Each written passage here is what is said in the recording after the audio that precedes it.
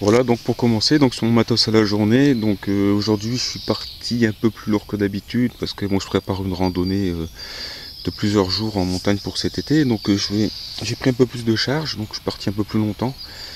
Donc j'ai prévu de quoi manger ce midi. Je fais pas ça à chaque fois, en général quand je pars pour 2-3 heures, je m'arrange pour bien manger avant ou au retour, mais là aujourd'hui c'est un peu un cas particulier, l'effort étant un peu plus important que d'habitude. Donc au niveau alimentation, aujourd'hui moi j'ai emmené du bœuf jerky, donc c'est du bœuf séché, hein. Un gâteau de riz à la vanille lyophilisé et des petits encas en plus. Pour préparer ça, donc j'ai donc ma popote Bundeswehr, c'est une popote aluminium très simple mais c'est costaud, c'est très bien au rapport qualité-prix. Quelques allumettes, les allumettes tempête, allumettes tout le temps, même mouillées ça fonctionne très bien. Et mon réchaud S-Bit avec des plaquettes. Voilà. Donc ensuite pour manger directement, j'ai ici ma popote car Stanley et un spork Lightmyfire. Indispensable la gourde, donc l'Enalgène, donc grande ouverture.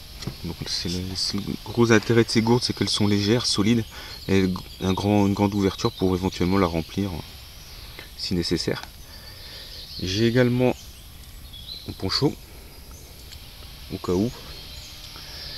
Ensuite mon couteau suisse, ça je m'en sépare jamais. J'ai toujours un couteau suisse avec, en plus, souvent en plus d'un autre couteau. Donc un sac de couchage de survie. C'est un grand sac en fait, c'est un sac. Ouais, c'est tout simplement un grand sac plastique, hein, qui va permettre de passer une nuit en extérieur en cas d'urgence, tout en évitant l'hypothermie. Un kit de premiers soins, un paquet de mouchoirs en papier. Donc là j'ai un nécessaire de survie, j'en reviens juste après. Un bâton de rando, donc ça c'est bien pratique parce que comme aujourd'hui bon, on est en forêt, il y a des passages un peu difficiles par rapport au temps qu'on a eu il y a quelques jours de ça, donc c'est très humide, donc il y a des endroits où il vaut mieux s'assurer avec un bâton pour éviter de tomber dans la boue, quoi. J'ai aussi ma sacoche, donc ça c'est mes papiers, ma sacoche de tous les jours que je vais rajouter dans le sac.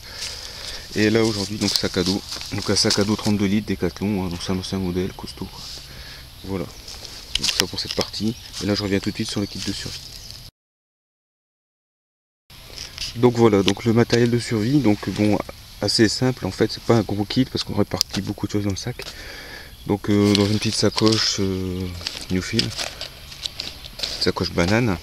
Donc en fait je vais répartir une lampe Petzl e-Light, e+ Light, donc c'est une lampe de secours, hein, donc avec différents modes d'éclairage, flash, continu, un sifflet. Donc j'ai une petite boîte avec de quoi allumer un feu. Donc diverses solutions pour allumer un feu, voilà, et puis une petite boussole. Des morceaux de chambre à air, donc ça sert à fermer la boîte fermée, pour allumer un feu ça aide encore aussi. Un filtre, donc là c'est l'Aquamira Frontier, c'est léger puis c'est efficace, largement suffisant pour l'usage. Et un couteau Pocket Bushman, donc Pocket Bushman auquel j'ai adapté un petit sifflet sur le cordon du verrou, quoi.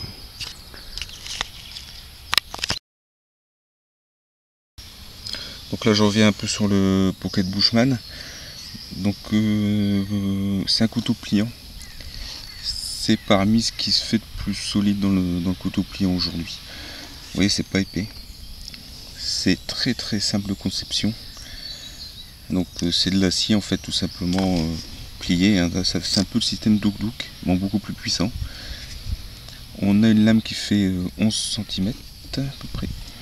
Et un verrouillage à l'arrière, verrouillage, l'intérêt c'est qu'il va se faire dans ce sens-ci, hein, donc on a une pièce qui va rentrer comme ça, donc vraiment le verrou sera indestructible, hein, donc c'est un verrou avec un ressort, hein.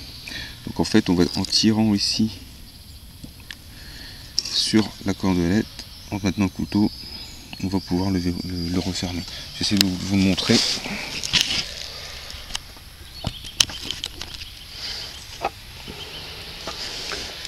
Vous voyez ici, en fait, vous tirez comme ceci pour pouvoir verrouiller le couteau. Voilà.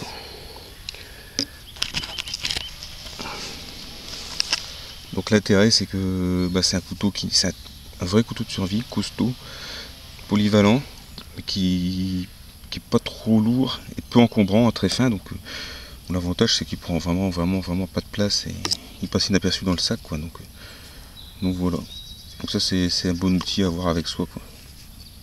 Voilà, donc j'espère que ça vous aura plu. Puis si vous avez des coms, n'hésitez pas à m'en laisser sur Nature Bushcraft. À bientôt, salut.